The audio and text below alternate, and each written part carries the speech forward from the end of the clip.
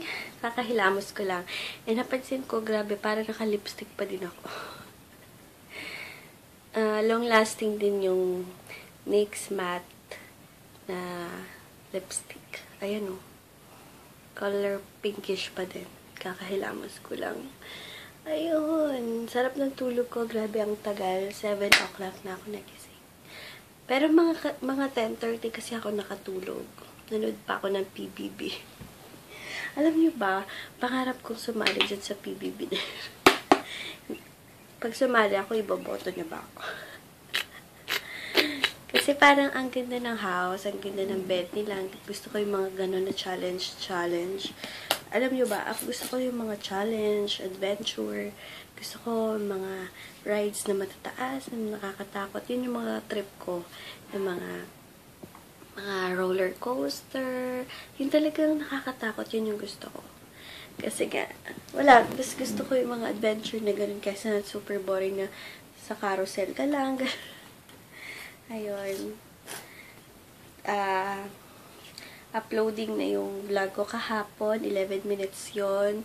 And mag-vlog na ako everyday and later. Sana ma-film ko na yung mga, siguro once a week dapat ka-film ako ng mga DIY na mga beauty regimens or mga tips lang, may ikling video lang para sa mga beauty tips na ginagawa ko at natutunan ko, I mean. So, ayun, babangon na ako, magbe-breakfast na ako. Good morning, happy Wednesday, guys.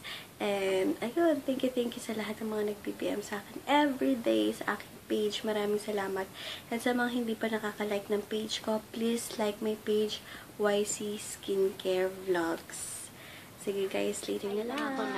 Kumakain lang ako, guys, ng ginataang bilo-bilo. Pero sa Kapampangan, tawag dito sampelot. Tapos sa Batangueño, tawag dito pinindot. Yon, pinindot.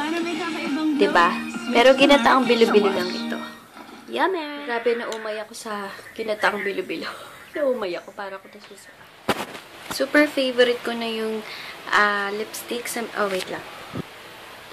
Lipstick sa Mary Kay, yung pink melon. Super ganda niya. Para lang siyang mapula-pulang, mapink-pink. Diba? Ganda niya. And, ang ganda din ng blush on nila. Very, parang ma-shimmer lang siya. Ma-shimmer lang siya sa cheeks. Ayan. So, ayan, lang ako. NYX matte powder, then lipstick and blush on. Later, papunta akong mall. Tinatapos ko lang yung all for one. Then, kuha ko ng mga payments. And, ayun. Ang daming nagtatanong pala sa akin kung anong gamit ko sa gabi pag lotion. Yung lotion ko sa gabi, ang gamit ko is yung Quick Bleach Cream. And, alam nyo ba, addict talaga ako sa milk bath ngayon. Everyday naka-milk bath. And, yung aking marinating set is 2 times a week ko na siyang ginagamit. Sa mga nag-order ng marinating set, super ganda nun.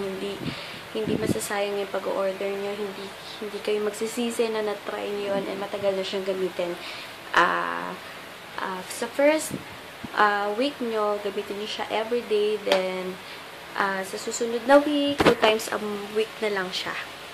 Or sa mga addict talaga, thrice a week, ganun. Super ganda talaga ng marinating set. Wala na kayong hahanapin pa kasi may lotion, may scrub, and may body cream na siya. Pero binabalawan siya. Kaya ayun, maraming salamat sa mga nag-order today. Thank you very much. And naayos na pala yung kilay ko. Diba?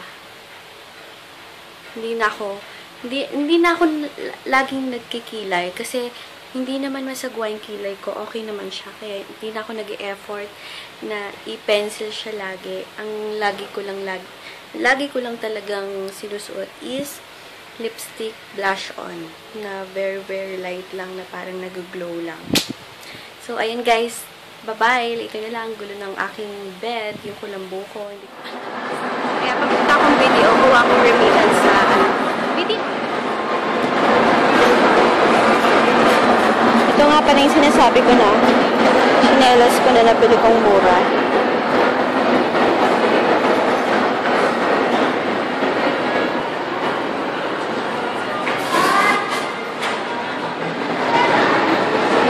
lang ako ng bubble wrap. Ayan, bili lang ako popcorn dito sa Popper. Hello! Nandito na kami sa bahay and nakapag-film na ako ng new episode ba? Or new segment? New episode or new segment ko sa channel ko na Tips ni YC. So, sana every week I'll make it a point na kakapag-upload ako ng Tips ni YC. So, meron na akong isa. Siguro mauna siya kesa dito sa vlog na to. So, ilalagay ko yung video sa baba sa mga hindi pa nakakanood ng Tips ni YC. Tungkol yun sa mga wrinkles or sa mga patubong wrinkles para maiwasan natin ng mga bata, kahit bata pa tayo, is, ayan na po to, sorry. Yun, basta ilalagay ko yung video na yon, Tips ni YC number 1 sa information box sa mga hindi pa nakakanood. Tungkol yun sa mga wrinkles and premature wrinkles para maiwasan.